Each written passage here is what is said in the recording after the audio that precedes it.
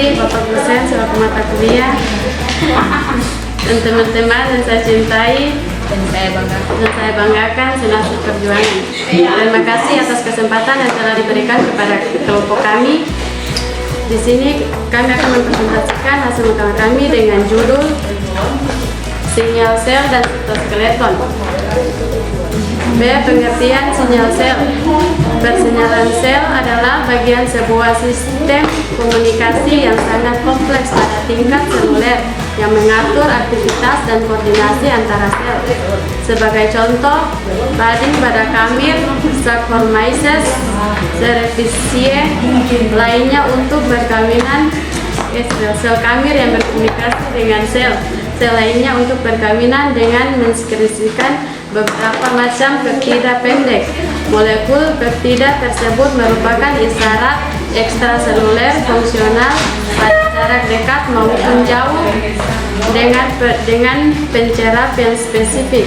Pada umumnya proses isyarat seluler terdiri dari 3 tahap, yaitu transduksi menimbulkan perubahan konfrontasi pada pencerap yang menyebabkan interaksi antara pencerap dengan molekul intraseluler.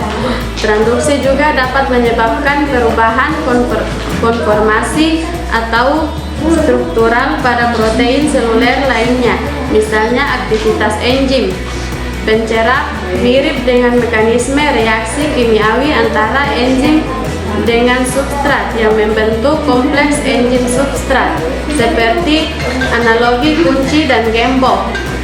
Molekul ligan yang biasanya bersifat hidrofilik hanya dikendalikan oleh satu pencerap protein yang terikat dengan membran sel. Respon berupa aktivitas seluler sebagai katalisis enzim, penyusunan kembali sitoskeleton atau aktivitas gen yang bersifat spesifik. Transduksi ekstraseluler. Sinyal komunikasi ekstraseluler umumnya meliputi 6 tahapan: sintesis, pelepasan molekul isyarat, transport isyarat menuju sel target, deteksi molekul isyarat oleh protein pencerap khusus, perubahan pada metabolisme, fungsi dan perkembangan seluler, peluruhan molekul isyarat yang seringkali disertai dengan terhentinya respons seluler. Mungkin itu saja, nanti dilanjutkan oleh Saudari Ursula Umar tentang sitoskeleton. Terima kasih atas kesempatan yang telah diberikan kepada saya. Selanjutnya saya akan membahas tentang sitoskeleton. Sitoskeleton atau kerangka sel adalah aring berkas-berkas protein yang menyusun sitoplasma eukariota. Masa awal digunakannya mikroskopik, para ahli biologi berpikir bahwa organel sel eukariotik mengambang bebas dalam sitosol.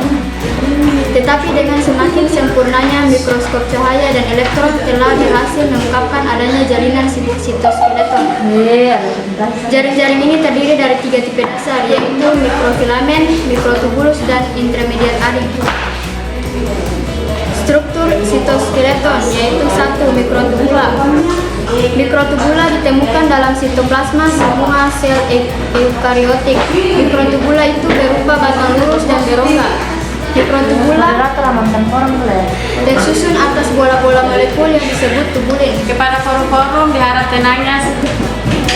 Yang kedua, filamen intermediate atau serabut antara. Filamen antara adalah rantai molekul protein yang berbentuk untayan yang saling melilit. Filamen ini berdiameter 8-12 nm. Yang ketiga, mikrofilamen atau filamen aktin. Mikrofilamen merupakan batang padat, disebut juga filamen aktin karena filamen ini tersusun dari molekul aktin. Suatu protein globular mikrofilamen adalah rantai ganda protein yang saling bertaut dan tipis. Mikrofilamen berdiameter antara 5-7 nm karena kecilnya sehingga pengamatannya harus menggunakan mikroskop aring. Fungsi sitoskeleton. Secara umum, fungsi sitoskeleton adalah mendukung kehidupan sel, memberikan bentuk, serta mengatur dan menyambungkan organel. Berikut adalah penjelasan lebih rinci mengenai fungsi sitoskeleton yang penting bagi kehidupan sebuah sel, yaitu 1. Memberikan bentuk sel. kedua pergerakan sel, dan ketiga mengatur sel dan organel.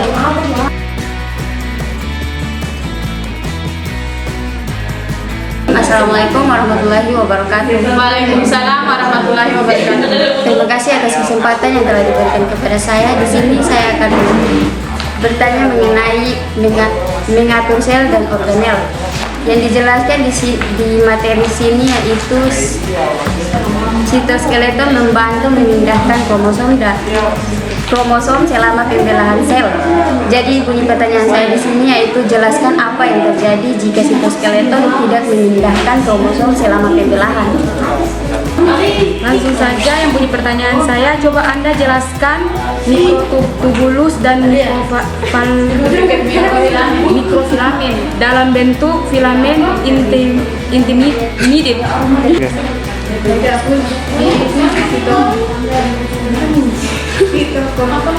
Sitoskeleton. Kenapa definisi sitoskeleton memberikan bentuk sel?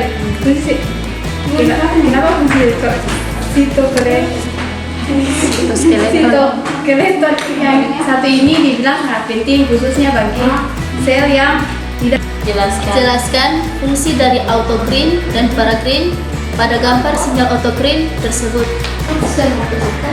Kenapa isyarat ekstraseluler memiliki jarak dekat maupun jauh? Terima kasih. Jelaskan silia dan flagella dalam pergerakan sel. Cara kerja autoscreen signaling yang efektif ketika dilakukan secara serentak dengan sel-sel tetangga yang tipenya yang sama.